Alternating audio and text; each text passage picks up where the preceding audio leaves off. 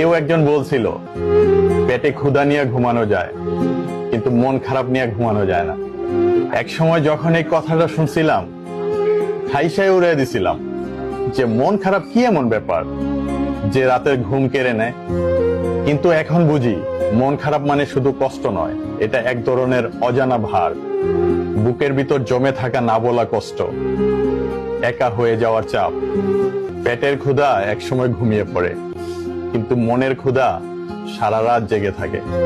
মন খারাপের সময়গুলোতে পৃথিবীটা অনেক দূরের মনে হয়, কাছের মানুষগুলো অনেক অচেনা হয়ে যায়। তাই আজকাল রাতে ঘুম আসে না ঠিকঠাক, ঘুমাতে গেলেও মনের ভিতর যুদ্ধ শুরু হয় নিজেকে বুঝানোর। বিশ্বাস করেন, পেটের ক্ষুধা সহ্য করা অনেক সহজ, কিন্তু মনের কষ্টগুলো মানুষকে জীবন্ত লাশ বানিয়ে দেয়।